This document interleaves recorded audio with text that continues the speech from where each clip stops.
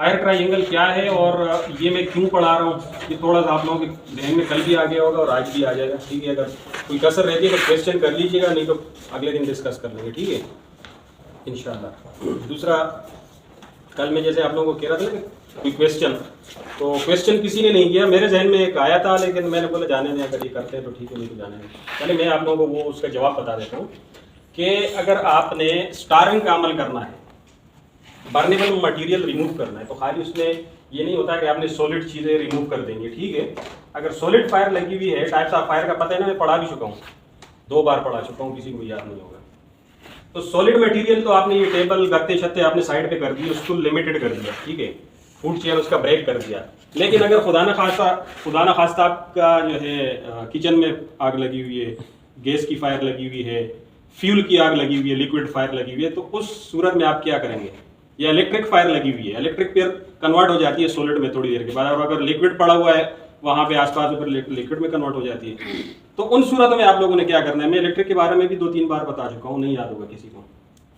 आपने अगर बर्नेबल material remove करना है स्टार्विंग के अमल में, वो सॉलिड फायर है। ठीक है, इलेक्ट्रिक फायर में आपने मेन सप्लाई का ब्रेकर गिरा देना है, मेन सप्लाई कट ऑफ कर देनी है। ठीक है, ताकि जितनी वायरिंग आगे जल रही है, क्योंकि जाहिर सी बात है उनकी जो इंसुलेशन मेल्ट हो रही है, तो फिर जो फेज और न्यूट्रल वो सारे आपस में मिलके और भी धमाके कर रहे हैं, फ्लैश हो रहे हैं, धमाके हो रहे हैं। ठीक है, तो उससे बचने के लिए आपने ब्रेकर गिरा देना है ताकि उसकी इलेक्ट्रिसिटी कट ऑफ हो जाए। ठीक है, उसके बाद लिक्विड फायर अगर लगी हुई है, डीजल पेट्रोल कोई भी, तो आपने उसकी भी सप्लाई कट ऑफ कर देनी है।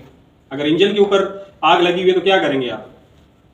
जनरेटर चल रहा है, उसके फ्यूल से डीजल से उसको आग लग गई है इंजन के ऊपर, तो आप क्या करेंगे? सीधा जाके उसका वो ब्रेक कर दें, लाइन वाल तो लगे होते हैं, वाल बंद कर दें, उसकी सप्लाई बंद कर दें। किचन में फायर लगी हुई है गैस की, तो क्या करेंगे? सबसे पहले सिलेंडर का वाल बंद कर दो। उसके बाद अगर छत को आग लगी है, टेबल को, किसी भी चीज़ को लगी हुई है, तो वो आप किसी भी तरीके से बुझा देंगे। कोई भी चीज़ आपको नहीं मिलती तो आपके पास रेती है ना, रेती ये बेहतरीन एक्सटिंग्विशर है। आपके पास सिलेंडर नहीं है, आपके पास रेत, पानी नहीं मारना। ठीक है, क्योंकि पानी मैं इसलिए नहीं बोलूंगा कि हो सकता है इलेक्ट्रिक फायर हो, आप उसके ऊपर मारना शुरू कर दो कि आपको शॉक लग जाएगा। ठीक है, हो सकता है लिक्विड फायर हो, तो लिक्विड फायर भी पानी मारने से और फैलता है, वो पानी जिधर जिधर जाएगा उसको फैलाता जाएगा। ठीक है, तो बेहतरीन चीज़ जो है सैंड है। बकेट्स में कहीं देखा होगा, पुराने जो बिल्डिंग्स है उसमें बकेट्स भरे होते हैं 3-3 4-4। ठीक है, वो इस मकसद के लिए होते हैं, अगर फायर सिलेंडर आपका खत्म हो गया या अवेलेबल नहीं है, ठीक है, या एक्सपायर हो गया, जो भी है, तो आपके पास सैंड है, वो उसके ऊपर फेंक दो। वो क्या काम करेगी? स्मदरिंग का काम करेगी, उसकी ऑक्सीजन कट ऑफ कर देगी। ठीक है, हमारे पास 3 तरीकों से आग बुझती है और 3 चीजें मिलकर आग बनाती है। जैसे मैंने कल भी जिक्र किया कि आग हमारे पास मौजूद है, पोटेंशियल हजार्ड है। ठीक है, 2 चीजें हमारे पास एवरी टाइम अवेलेबल है, ऑक्सीजन, वो तो है ना एयर में, ऑक्सीजन और मटेरियल। ये सारा मटेरियल, हमारे कपड़े भी मटेरियल है। ठीक है, सिर्फ इसको हीट की जरूरत है। अगर इन दोनों को तीसरी चीज हीट मिल गई तो क्या हो जाता है? आग लग जाती है ना। और इन ही तीनों में से हीट अगर नहीं है तो आग नहीं लगी। ठीक है, अब अगर हीट भी इनको मिल गई और बाकी जो 2 चीजें हैं उनमें से भी कोई एक चीज आप कट ऑफ कर दो, तब भी आग बुझ जाएगी, उसका जो फूड चेन है ब्रेक हो जाएगा। ठीक है, इसलिए फायर ट्रायंगल इसको बोलते हैं। इसमें 3 चीजें, मटेरियल में कोई भी सॉलिड मटेरियल है, फ्यूल है, गैस है, कोई भी चीज है। ठीक है, उसके बाद आपका ऑक्सीजन है और तीसरे नंबर पे हीट है। ठीक है, और जिस तरीके से ये तीनों चीजें मिलके आग बनाती है, इसी तरह तीनों चीजों में से कोई एक भी आप कट ऑफ कर दो तो आग बुझ जाएगी। ठीक है, उसमें एक कूलिंग का अमल है, दूसरा स्टार्विंग का, तीसरा स्मदरिंग का। कूलिंग, जैसे CO2 के सिलेंडर हमारे पास पड़े हुए हैं ना, पानी भी कूलिंग का काम करती है। ये CO2 के जो सिलेंडर है ये बहुत बेस्ट है इलेक्ट्रिक फायर के लिए। ठीक है, वैसे भी आप दूसरे फायर पे भी आप मारो, आग बुझेगी इंशाल्लाह। ठीक है, तो ये कूलिंग का काम करते हैं। इंतहाई ठंडी गैस है और मैं इसकी प्रिकॉशंस के बारे में बता चुका हूँ, किस तरीके से आपने CO2 का सिलेंडर यूज़ करना है। ठीक है, क्योंकि कोल्ड बर्न हो जाता है अगर आप बेहतियाती करेंगे इसकी यूज़ करने में। अगर नहीं पता तो आप बिल्कुल यूज़ ना करें। ठीक है, उसके बाद स्टार्विंग है। स्टार्विंग के बारे में तो हम जिक्र कर ही चुके हैं कि उसका बर्निंग मटीरियल, उसका जो फूड चेन है उसको ब्रेक कर दें, बर्निंग मटीरियल रिमूव कर दें, वाल बंद कर दें। जो भी आप उस टाइम देखो कि यार ये चीज़ मैंने करनी है, तो within no time action लेना है। ठीक है, और अपने आप को भी सेव करना है, बचाना। ये नहीं कि आप जल जाओ। ठीक है, नेशनल हीरो आप बन जाओगे लेकिन जुलस जाओगे, आग बहुत बुरी चीज़ है। तो इस वजह से टेक्निक्स अगर आपको नहीं आती तो आप करीब नहीं जाएं। हाँ, सप्लाई आप कट ऑफ कर सकते हैं, मेन ब्रेकर का, हर चीज़ का हर बंदे को पता होना चाहिए, कम से कम सप्लाई तो कट ऑफ कर दो। ठीक है, उसके बाद स्मदरिंग है। स्मदरिंग का मतलब है किसी चीज़ को ढांप देना। ठीक है, स्मदरिंग उसकी जो ऑक्सीजन है वो कट ऑफ कर देना। अब स्मदरिंग किन तरीकों से होती है या स्मदरिंग के लिए कौन सी चीज़ें बेस्ट है।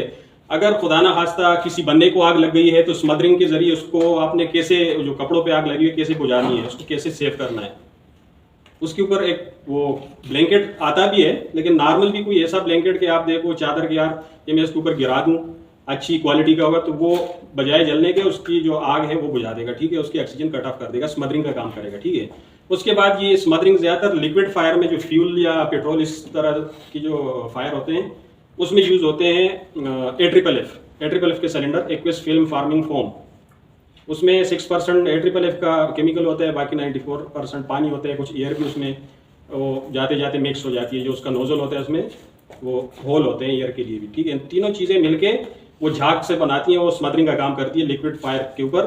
आप जैसे फोम का सिलेंडर पुश करेंगे, उसके ऊपर फोम निकलेगा, गिरेगा तो उसके ऊपर एक लेयर बन जाएगी, उसकी ऑक्सीजन कट ऑफ हो जाएगी, ठीक है। तो आज का टॉपिक यही था। कोई क्वेश्चन है किसी के जहन में तो बताएं, क्योंकि वर्क प्लेस में आपने कदम रख लिया ना तो यहाँ पे ये चीज़ें बहुत मिलती हैं। अगर मिसाल के तौर पे वही मैं फिर रिपीट करूँगा कि एक चीज़ को आग लगी हुई है, टेबल को या कुर्सी को, किसी भी चीज़ को, साथ में ये जिप्सम बोर्ड भी पड़े हुए हैं, लकड़ी के जो पट्टे हैं वो भी पड़े हुए हैं, हर चीज़, कुर्सियाँ भी पड़ी हुई है, तो आपने क्या करना है, सबसे पहले उसको रिमूव कर देना है, उसको अपने लिमिटेशन में कर देना है, ठीक है। उसके बाद सिलेंडर पड़े हुए हैं, मार दो। कोई भी 50 बंदों में से एक बंदा तो जानता होगा ना, कि नहीं जानता होगा, या कोई भी आप नॉर्मलिटी इस तरह की देखो तो अपने सुपरवाइजर को बता दो, विद इन नो टाइम इशारा करो, आवाज मारो, क्योंकि इतनी बड़ी जगह है। एक फायर फाइटर भी मौजूद है इस टीम के साथ, जो ये हमारे एहतियात हम लोग सेविंग का आप सही समझा रहे हैं। टीपीटी करने का मकसद हमारा यही है, क्योंकि मुझे भी आप फायर फाइटर ही लग रहे हो, प्रोफेशनल, ठीक है, मैं सही बता रहा हूँ। तो टीपीटी करने का मकसद भी यही है। मैं फिर रिपीट करूंगा, टीपीटी की जो इम्पोर्टेंस है उसको मैं दोबारा रिपीट करूंगा कि टीपीटी की इम्पोर्टेंस क्या है और इसमें बताया क्या जाता है। इम्पोर्टेंस यही है इसकी कि हर बंदे के जहन में ये चीज़ आ जाए, उसको अवेयरनेस हो जाए, मैंने किस तरीके से क्या एक्शन करना है, किस टाइम पे एक्शन करना है, ठीक है। दूसरा, इसका जो मकसद होता है, 3 चीज़ें हम इसमें डिस्कस करते हैं, वो मैं बार बार रिपीट कर भी चुका हूँ। हमने काम क्या करना है, उसमें हज़ार्ड्स क्या है और हज़ार्ड्स के प्रिकॉशनरी मेजर्स क्या है, हमने उनसे बचना क्या है, ठीक है। अब मेरा मकसद है कि हर बंदा फायर फाइटर भी हो, हर बंदा सेफ्टी अफसर भी हो, मेरा मकसद तो यही है। बाकी मुझे नहीं पता कोई इस पे गौर कर रहा है नहीं कर रहा, ठीक है।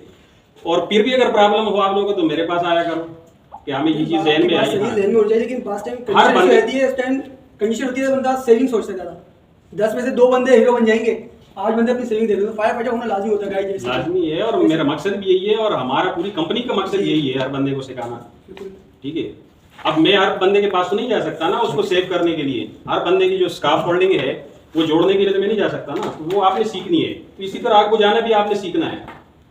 उसके लिए बाहर से जब टीम आएगी ना, तो मैं जैसे बयान कर चुका हूँ, 2 से 3 मिनट में आपका पूरा फ्लोर आपका राख हो चुका होगा, अगले फ्लोर पे आग शिफ्ट हो चुकी होगी, सेकंडों में जाती है ऊपर की तरफ, ठीक है। तो उससे बचने के लिए हर बंदे को फायर अवेयरनेस के बारे में लाजमी जानकारी चाहिए, और आप लोगों को ये चीज़ आगे भी फ़ायदा देगी। यहाँ पे हम लोग बहुत हल्का ले रहे हैं, हल्की चीज़ नहीं है ये। तब पता चलेगा जब आपके सामने खुदा न खास्ता इंसिडेंट होगा, तब आपको पता चलेगा। नहीं, आपकी बातें सही है, मतलब हम तो वर्किंग में, आपने आज बताया, कल की बातें याद नहीं होती है। राइटिंग एक सब्जेक्ट है, राइटिंग है, यानी कि देखिए बात में एक बात ध्यान में होती है। आपकी बातें मैं सारी समझ चुका हूँ, लेकिन मसला ये है कि यहाँ पे मैं आप लोगों को कापियां और पेंसिल लेके बिठा नहीं सकता मतलब वही ना, और जो चीजें लिखी जाती है ना वो फिर बंदा अगले दिन वैसे ही भूल जाता है। आप यहाँ पे डायरेक्ट यहाँ पे इसको रिजर्व कर लो कि हमने करना क्या हो।